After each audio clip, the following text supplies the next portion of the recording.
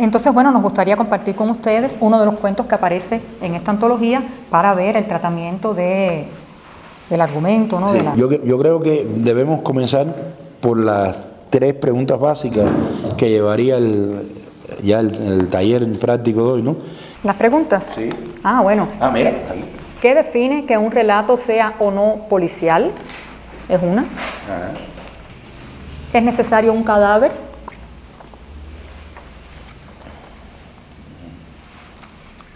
¿Un asesino? ¿Se precisa un asesino? Ajá. Y bueno, ¿es importante el policía? Pudiera ser otra. O sea, sí, puede parecer un poco una verdad de perogrullo, ¿no? Para que un cuento sea policial tiene que haber una presencia de la policía.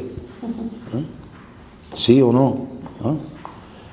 Todos los cuentos policiales son cuentos de un tipo que mataron. ¿Es necesario descubrir al asesino? Vamos a ver por ahí, vamos a analizar esas cosas, pero primero vamos a escuchar este cuento que va a leernos Rebeca. El cuento se titula Confesiones y lo escribió Obdulio Fenelo. Obdulio Fenelo, narrador cubano, vive en Camagüey, fue uno de los que llegó al género de manera involuntaria y se ha quedado. Si ven una foto de él quizás lo confundan con Tyson, el boxeador, pero no, es Obdulio Fenelo. Confesiones. La segunda vez que lanzó la mirada a la calle, la dejó rondar las fachadas disparejas, elevarse sobre el montón de construcciones y caer de golpe contra el campanario de la iglesia. A esa hora del día, el crepúsculo acentuaba el color amarillento del Sagrado Corazón y lo tornaba irreal. Siempre rezaba antes de hacer un trabajo. Así resolvía lo del arrepentimiento. Sería difícil lograr la salvación, tocar el paraíso, pero al menos Dios sabría sus intenciones.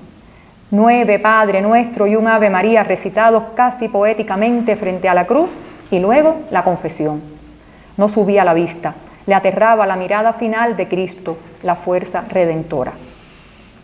Le indicaron esperar allí y llevaba varios minutos sentado en la antigua fondita china. El carro frenó discreto. Mercedes-Benz, antiguo, color marrón, cristales reservados. El conductor sacó una mano e hizo la contraseña. Dejó caer el papel de confitura y continuó la marcha. Los tipos nunca daban la cara. No se apresuró, bajó 2 dedos más el refresco y salió. «Es mío», dijo el niño, agachándose primero, burlón. ¿De dónde carajo había salido? Quiso ser amable. Aquellos pequeños diablillos podían desarmarte con una pregunta, joderte un buen negocio. ¿Podemos negociar? Te compro el papelito. No es un papelito, es un tesoro. Está bien, te compro tu tesoro. Los tesoros no se venden, si no dejarían de ser tesoros. Perdía su precioso tiempo. Aún le faltaban las oraciones y la iglesia cerraría en media hora.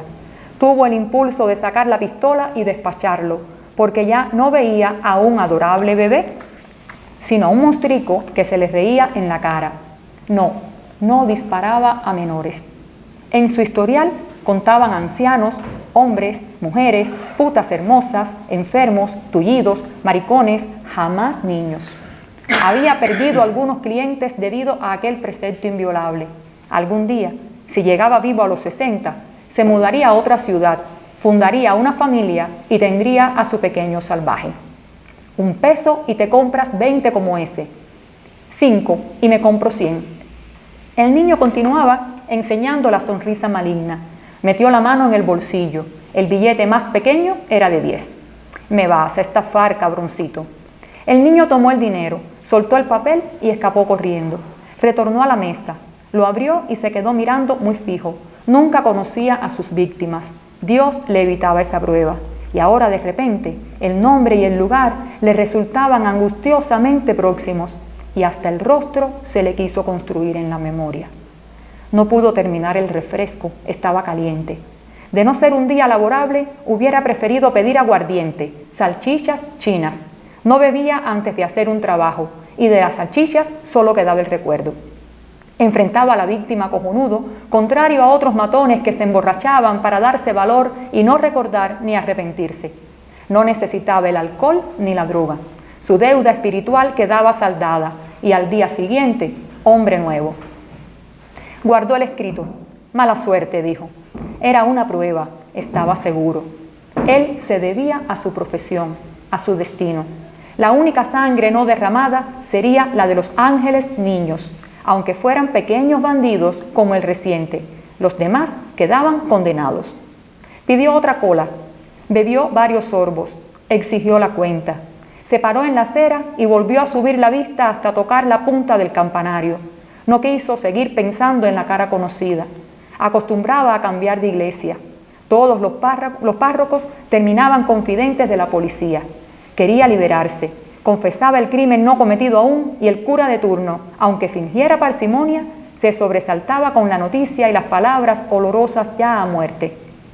Padre, debo matar a un desdichado y a pesar del pecado, mi alma se mantiene limpia. No hay rencor y ya estoy arrepentido. He sido elegido para mandar malos espíritus al infierno, ¿comprende? Un trabajo común, como carpintero o abogado. Ya recé varios Padre Nuestro y un Ave María. ¿Me absuelve? Absolvía y salía disparado para la estación de los polis, trompetas, traidores de sus juramentos. En el Sagrado Corazón encontró tolerancia, la voz amable, las palabras piadosas del párroco, que no fue directo a los fianas sino a su casa. Quiso comprobar su integridad, el aguante y repitió una vez más la revelación criminal, las mismas frases y la actitud no cambió. Entonces decidió elegirlo confesor espiritual, sin fiarse del todo. Mantenía discreción y se transformaba en cada visita, a veces barba y gabán, a veces afeitado y sombrero, o gafas y bigote. La relación fluía natural a través del confesionario. Caminaba comedido, como acostumbrándose a la idea. Llevaba la mano izquierda en el abrigo, el papelito apretado dentro. Entró a una florería. Llevar flores estaría bien, lo precisaban las ocasiones especiales. Compró 12 girasoles, pensando en los 12 apóstoles. Un girasol a cada mediador y todo resuelto. ¿Bajo qué santo había nacido? San Felipe Neri, confesor, un santo pequeño, olvidado. Miró las flores complacido, le seguía picando la garganta, pidiéndole a gritos el trago fuerte. La garganta o el miedo, porque inexplicablemente comenzó a sudar algo desmedido. ¿Miedo a quién? A Dios quizá. Lo probaba, quería verlo dudar, desfallecer. No puedes hacerme esto, Señor. Sabes que es solo un trabajo más y debo cumplirlo bien o me autodespido del mundo. Volvió a la fonda. El mozo le sirvió un doble. Violaba un precepto sagrado. El ron desapareció a través de su boca y saboreó el ardor, el gusto añejo. Quedaban pocos minutos. Pronto cerraría la parroquia. No era fecha de grandes santos. La encontraría desolada. Mantuvo el paso medio, la vista fija en lo alto, posada en las torres. Se le ocurrió silbar su melodía preferida, Más allá del cielo. Milagros vocecita la cantaba magistral los domingos en el Ruiseñor, un bar de Oriente. Una negra con voz de mezzo soprano blanca, aunque no le gustaba que le dijeran eso. Las voces eran incoloras y ella no tenía culpa. Cierto, no se podía culpar de impostora, porque hasta cuando hablaba dejaba escapar el timbre filtrado y quien la escuchase sin verla creería estar oyendo a una jovencita blanca y no una negra camino a los 50. De haber tenido menos años, le hubiera propuesto matrimonio. La voz lo cautivó. Se pensó alguna vez cambiando de oficio, de matón a empresario musical, promotor de la sin igual Milagros, talento le sobraba. Conquistarían Europa, los Estados Unidos. ¿Qué pasó con Milagros vocecita? No se supo. Apareció muerta en un hotel. 2 puñaladas le rompieron el corazón. No creyó que lo molestara tanto una muerte, él acostumbrado a tantas. Intentó averiguar entre matones y gente baja. Nadie sabía. ¿Por qué venía Milagros vocecita a sus pensamientos? Quizás porque todas las muertes fatales se relacionaban, y esta de hoy también lo inquietaría. Recordó que no había instalado el silenciador. Pensó pasar a un baño público y colocarlo. Sin embargo, allí podría encontrar algún mirón insistente. El confesionario podía servir, lo utilizó en otras ocasiones. Su sangre fría lo acompañaba. Los dos policías, apostados en la esquina de Rosario y San Rafael, lo escudriñaron indiscretos. Cambió de acera. Los policías siguieron velándolo. ¿Qué coño miraban? A lo mejor los girasoles gigantes. Se detuvo a hojear 2 o 3 vidrieras y espió la esquina. Los agentes reanudaron el diálogo y le quitaron la vista. Cuando llegó a la iglesia, el sudor le corría de la espalda a las pantorrillas. La vida colocaba trampas, entrecruzaba los caminos. ¿La vida o Dios? Daba igual. Alguien torcía las cosas e impedía su flujo normal. Inventaba el dolor y se gozaba en la tragedia. Elegía a hombres como él y los utilizaba como instrumentos. ¿Con qué fin? Dios sabría. Muchas cosas no tenían explicación y buscarlas significaba perder el juicio, descreer, confundirse. 2 mujeres rezaban delante y un hombre detrás. Una tercera aguardaba junto al altar. Demasiadas personas. Tendría que esperar la hora del cierre y velar que ninguna devota fanática se quedara rondando. Debía ser adentro. Los demás lugares engendraban mayores complicaciones. Se persignó y respiró profundo. Sin levantar la vista, se arrodilló a los pies de la cruz y colocó los girasoles. Sé misericordioso, Señor. Tu Hijo viene a ti humilde y confundido. No quiero profanar tu casa, solo hago mi trabajo. Pronunció 9 Padre Nuestro y un Ave María, ni más ni menos. Se retiró a las últimas filas, cerca del hombre que tenía la cabeza apoyada en el asiento. Parecía dormido o borracho, vestía mal. Pobre diablo, pensó. La iglesia no demoró en despejarse. Solo quedaba el hombre, que seguía inmutable. El cura salió del confesionario y él se le adelantó. Necesito unos minutos, padre, no demoraré. Miró de soslayo al Cristo y entró persignándose. El confesor no lo reconoció hasta que empezó a hablar. Debo matar a un desdichado. Sacó el silenciador y lo fue enroscando sin ganas. Tuvo que secarse el sudor de la cara, controlar las manos, tomar fuerzas para seguir hablando. Pensó en el hombre de la última fila. La distancia le impediría escuchar. Comprenda, solo hago mi trabajo, padre, un oficio más como carpintero o abogado. Usted sabe entender porque cumple su misión como nadie. Lo he comprobado. 2 confesiones de trabajos de muerte y se va a casa a guardarse el secreto. Es muy duro mi empleo en un país como este. Quedan muy pocos curas dignos. ¿Sabía que la mayoría son confidentes de la policía? Dios lo juzgará y a mí, a lo mejor, llegue a perdonarme. Y usted no deberá hacer menos. Sepa que no hay rencor en mi corazón y ya estoy arrepentido. ¿Me absuelve? Terminado el en nombre del Padre, del Hijo y del Espíritu Santo. Amén. 2 balas atravesaron el cráneo frontal del clérigo y se alojaron en su cerebro. Buscó rápido los bancos finales. Notó la ausencia del hombre. Apenas puso un pie fuera del confesionario, descubrió la punta del cañón apuntándole entre 2 brazos firmes provenientes del hombre en harapos. Miró al Cristo, recuperaba cierta paz, cesaba el sudor, la leve culpa. La voz imperativa le ordenó tirar el arma. Intentó levantarla, pero los disparos no llegaron a cruzarse. El otro se adelantó. Mientras caía, se sorprendió pensando en milagros vocecita, más allá del cielo. Los curiosos invadieron la iglesia. El policía, vestido de mala vida, habló como si se disculpara. Nunca creímos que el cura fuera el próximo. No le dio tiempo a salir del confesionario, a hacer la señal acordada. Llegaron más policías a despejar la muchedumbre. Una ambulancia se llevó los cuerpos. De una de las manos cayó el papel de confituras. Nadie lo advirtió excepto un niño. Lo agarró sigiloso y lo guardó en su bolsillo. Reía. Este es el cuento de Fenelo. Bien. Bueno, creo que tenemos un asesino, tenemos un muerto y tenemos también un policía, ¿no? Ahora, lo interesante del cuento es cómo el asesino se sabe desde el principio que está, ¿no? El muerto y el policía los descubrimos al final.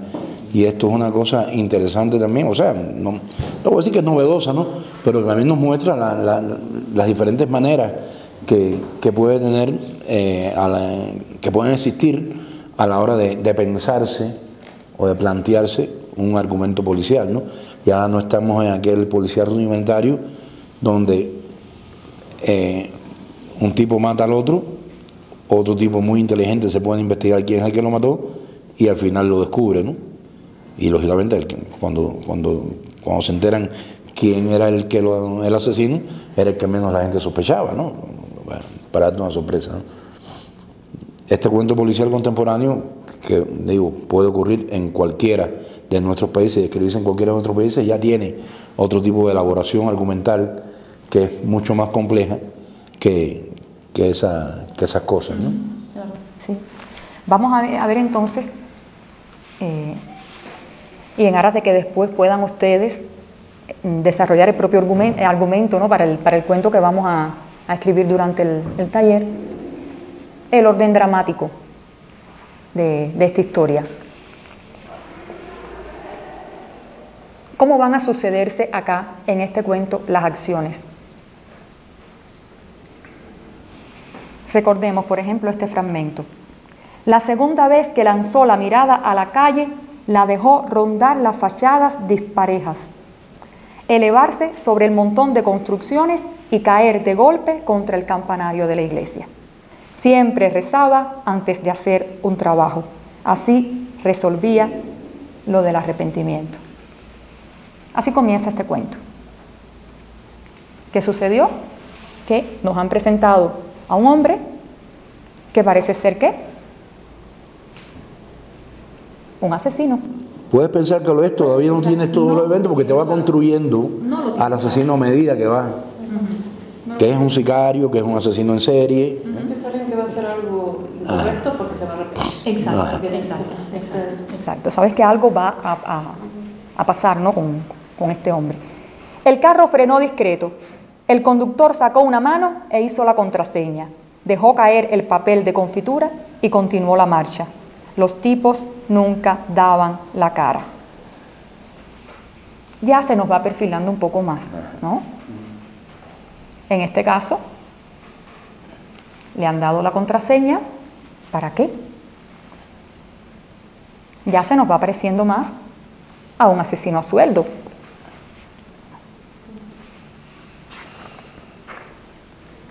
Podemos regresar, es bien interesante el primer párrafo porque nos está contando el cuento del primer párrafo. Exacto. Llega al campanario porque ahí está su objetivo, pero no lo sabemos nosotros todavía como lectores. Sí, es realmente una delicia, ¿no? Cómo te lo va presentando, pero por supuesto no te lo va a decir, no te lo va a explicar, no te lo va a regalar. No, tú como lector eres inteligente y yo te respeto y por tanto no te lo voy a dar todo así como si fueras un tonto, ¿no? Hay un nivel de sugerencia de muy buena elaboración acá. Ahora, lo abrió y se quedó mirando muy fijo. Nunca conocía a sus víctimas. Dios le evitaba esa prueba. Y ahora de repente el nombre y el lugar le resultaban angustiosamente próximos y hasta el rostro se le quiso construir en la memoria. ¿Qué ha pasado aquí? Es la primera vez que conoce a Dios. Sí.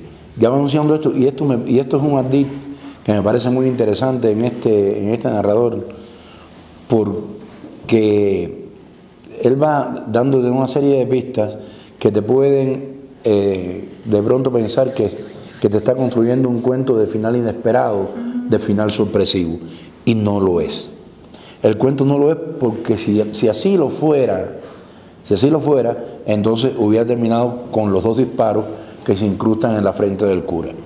Punto final. ¿Por qué él está corriendo riesgo constantemente de vender la historia, de que tú te enteres y a él no le importa? Puede que te enteres un poco más adelante, un poco después, porque estás metido, además él escribe muy bien, y te vas con su prosa, y te empiezas a meter en la historia, empiezas a querer visualizar el personaje y la escena que te está narrando, pero te vas a enterar en un momento u otro que ese hombre es un asesino a sueldo y que va a matar a alguien. Incluso puede ser que llegue un momento que ya va a llegar el momento antes o después que te enteres que va a matar al cura.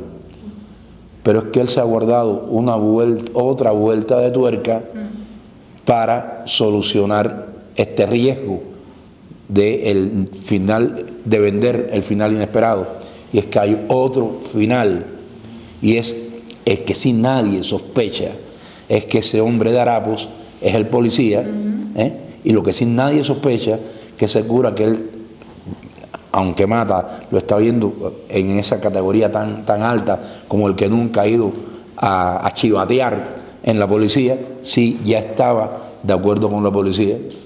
O sea que ahí él te agarra la historia y te la da otra vuelta, te la vuelve al revés y te la vuelve al revés gracias a que te incorpora este último personaje, que es el policía. Que es el policía que aquí, para eso sí se hace indispensable.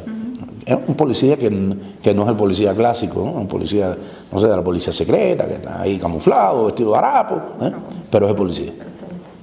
Pero está ahí. Y después, bueno, ya sabemos que es un asesino, sabemos que hay una preocupación y que es que conoce a la víctima y acaba. Sacó el silenciador y lo fue enroscando sin ganas. Tuvo que secarse el sudor de la cara, controlar las manos, tomar fuerza para seguir hablando. Comprenda, solo hago mi trabajo, padre, un oficio más. Sepa que no hay rencor en mi corazón y ya estoy arrepentido. Y el tiro fue lo próximo. O sea, este asesino mata a su víctima. Que ya cuando eso ocurre, todo el mundo sabe qué iba a pasar. Sí, sí. Yo quiero decirle una cosa también que es importante, ¿no? Obdulio Fenelo, el autor de este cuento, es uno de los cuentistas de la avanzada literaria cubana en estos momentos. Y es visible en estos momentos porque hay una colección de novela negra cubana que la está llevando la editorial Atmósfera Literaria de España, que es una editorial, digamos, pequeña, pero con mucho ímpetu y con muchos deseos de promover la literatura negra cubana. La dirige nuestro amigo Luis Felipe Díaz Galeano. Y ahí, en esa, pueden buscar la Atmósfera Literaria, ahí pueden encontrar también algún libro de Obdulio Fenelo. Sí. La editorial Atmósfera Literaria. El editor es Luis Galeano, no solo de Fenelo, sino de otros autores cubanos de género policial. Sí. Reinaldo Cañizares tiene una novela muy buena, Los Vándalos. Reinaldo Cañizares, Los Vándalos. Mario Brito tiene La Tierra del Cebú. De Mario Brito. Está Rebeca, está Lorenzo, está... ¿Quién más del grupo? Marcial Gala. Hay una serie de autores cubanos dedicados al género y ahí lo pueden encontrar. Ahí pueden encontrar y pueden entonces complementar todo esto que le estamos diciendo a grandes rasgos por cuestión de tiempo. Ya, visto así el orden dramático, recuerden que estoy haciendo esto para que a la vez, bueno, a la par de conocer autores cubanos, puedan ir pensando en el cuento que van a escribir. Una vez que está definido nuestro orden dramático, por supuesto el argumento, lo que vamos a contar, ya cobra mayor peso, ¿no? En este caso, el argumento, ¿cuál es? De confesiones. De confesiones, del cuento de Fenelo. ¿Cuál sería? No, yo antes de empezar en el argumento quisiera primero... porque hay una cosa que nos está pasando y aunque nos salgamos un poco del tema y entremos adelante, hay un juego con las realidades también. Hay un juego con las realidades. Y es que, y esto está pasando mucho en la literatura negra latinoamericana, y es que nuestras realidades se van confundiendo. Quizás un lector cubano incluso pueda decir, y esto puede ocurrir en Cuba, puede ocurrir... Puedo plantearme un argumento como este en Cuba. De hecho, mucha gente puede pensar que no. Sin embargo, a veces te enteras que sí, que cosas como esas pueden pasar y que ya en la realidad cubana también están surgiendo, o surgen o existen desde hace tiempo, personajes insospechables que quizás tú dentro de tu casa o yendo de la oficina a la casa diariamente y viviendo dentro de la familia, un poco no sabes que existen, pero un día de pronto chocaste con eso y te enteras de cosas tremendas, de cosas horrendas, ¿no? Porque y no es patrimonio de Cuba, ni es patrimonio de México, ¿eh? Yo creo que es que está también, y una de las cosas que se alimenta la literatura negra en todas las realidades es de la maldad humana. O sea, esa parte oscura que todo personaje lleva dentro de sí, ese Mr. Hyde que puede existir en cualquier parte, ¿no? Y que puede dar lugar a que de pronto ocurran historias como esta, aunque tengan que mezclarse en la trama más de un Mr. Hyde, ¿no? Porque lógicamente para armar una trama como esta ya hace falta una serie de maldades, algunas más personales y otras más colectivas. Pero creo que es algo que en todas nuestras realidades puede existir un personaje como ese, incluso puede existir o puede contarse una historia como esa.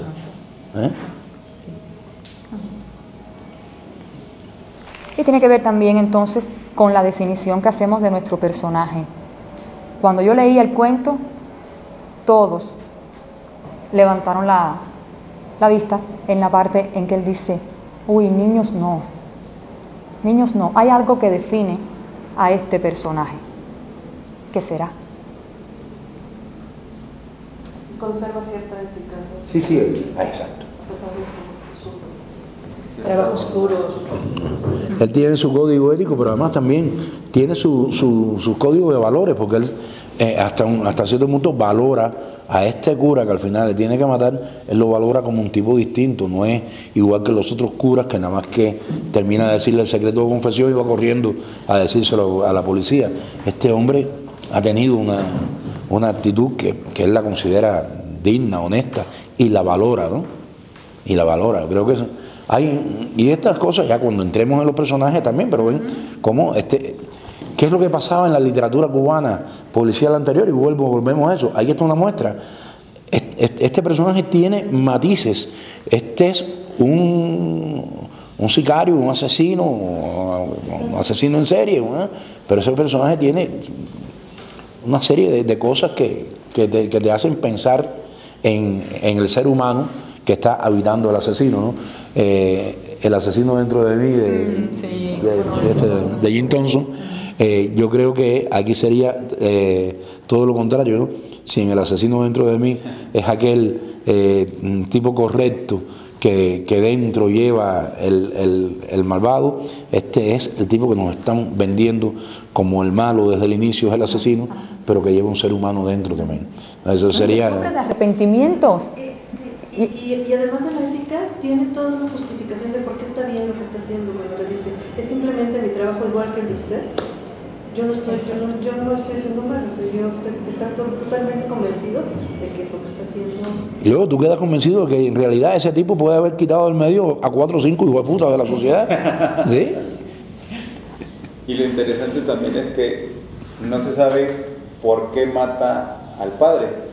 O sea, no tenemos el leitmotiv, por qué lo lleva a cabo. Y el personaje, o sea, sabemos que es sicario y lo repite. Creo que lo interesante es también las repeticiones cuando él dice, perdóneme, pero es mi trabajo, y en mi trabajo es igual. Lo dice 2 veces, ¿no? Al inicio y al final. Inclusive lo pone a prueba cuando aparece el niño, ¿no? Que antes de que aparezca el niño ya sabemos que él no se mete con chiquillos, que lo quisiera hacer y que por eso no le han dado ese tipo de trabajo, es como que su ética. Y luego aparece inmediatamente el niño le juega un truco, lo estafa, por así decirlo, y se va. Y entonces ya, porque es como que te desvía, te pierde y ya después te regresa. En el sentido de que te disfraza la trama, está interesante, porque te aparece el niñito y después se va. Entonces maneja un poco el humor también, es muy interesante el humor, y creo que las figuras que está dentro del cuento son muy bonitas porque son muy impactantes. O sea, cómo va la cadencia, cómo te va llevando las imágenes y el cuento. O sea, es pura acción, pero también se detiene un poco para escribir, y ya después cuando entra a la iglesia, o sea, sí te lo imaginas, pero como dice Lorenzo, o sea, el giro de tuerca o el verdadero giro de tuerca es al final, es después de que ya sale Claro. del confesionario, ¿no? Que es cuando ya no te lo esperabas que este personaje estuviera ahí. Ahora, creo que desde el punto de vista argumental, lo más llamativo y digno de estudio en este relato es que tenemos, digamos, los tres elementos que clásicamente forman parte de un argumento policial: cadáver, asesino y policía. Pero los tenemos narrados de una manera diferente, digamos que ordenados de una manera diferente. Ahora, no voy a hacer la pregunta tonta. Se puede escribir, o voy a hacer la pregunta tonta, ¿se puede escribir un cuento que sea policial y que podamos prescindir de una o dos o de estos tres elementos: cadáver, policía y asesino? Creo que de cadáver no. El cadáver de los demás, no. Hay que despejar ahí. Pues sí podría ser, ¿no? O sea, sí puedes, porque puedes tener un cuento negro donde todo lo puedes estar teniendo en la cabeza, no necesariamente ejecutarlo. Y entonces entras en una psicosis o tienes al lector en una psicosis de o sea, te metes y dices, bueno, yo lo haría así o yo lo haría así. Pero no encuentras el cadáver, no encuentras al cuerpo, o sea, no hay nadie. Todos tenemos como la parte mala que te dice, bueno, yo si quisiera, pues lo haría así y así y así. Y lo puedes narrar y puede ser un cuento negro. No sé si necesariamente, bueno, no sé, pero aquí, por ejemplo, en México, carece, o en casi toda América Latina, careces del policía, porque el policía no funciona. Pero sí es necesaria una figura que emule al policía, puede ser un reportero, puede ser sí, otra claro. persona. No es necesariamente un policía, pero sí necesitas a alguien que esté investigando lo que pasó o que lleve al lector de la mano sobre las sobre las pistas que les vas dando, ¿no? Sí. O incluso el narrador puede cumplir esa función de policía, claro, pero no necesariamente tiene que ser un policía. Vamos a empezar por el muerto. Vamos a empezar por el muerto. Mira, sabemos que vivimos en cualquier realidad de las nuestras. Yo creo que sí puede haber un relato negro que prescinda del muerto, porque, no sé, la violencia se manifiesta de tantas maneras, y yo creo que lo que define el género negro es la violencia en cualquiera de sus fases, ¿no? Y yo creo que se puede, que una acumulación de violencias ya nos están dando la negrura de un relato, aunque no lleguemos al caso de la muerte, de matar al tipo. Yo creo que no es necesario el asesinato, pero sí es necesario un crimen. El crimen, o sea. Y también hay muchas formas de matar.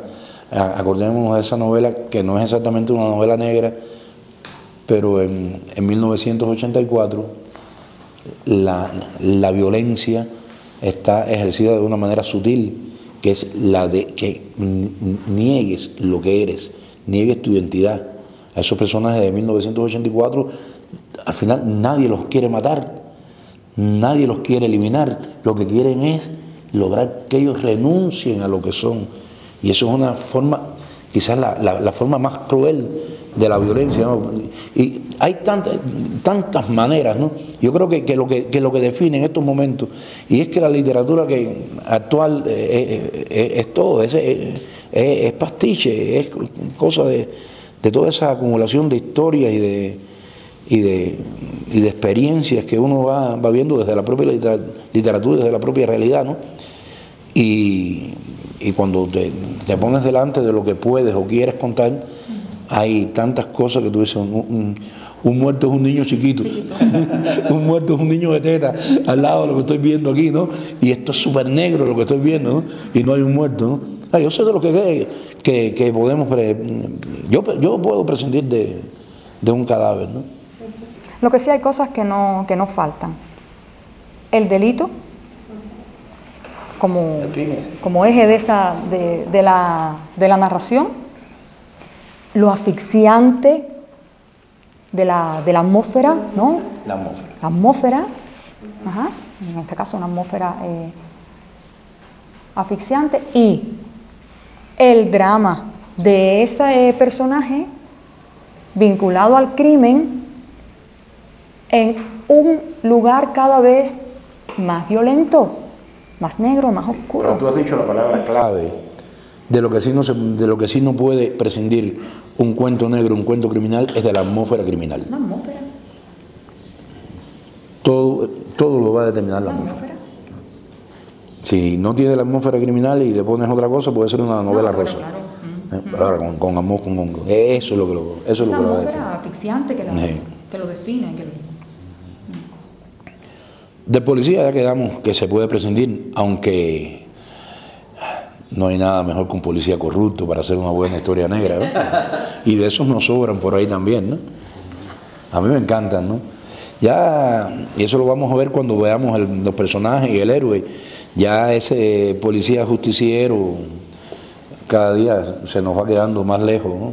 Más olvidado en la literatura negra, ¿no? Yo pienso que ya la barrera entre el criminal y el policía cada día se va difuminando, ¿no? A veces es una guerra, es una competencia, es una controversia entre criminales, ¿no?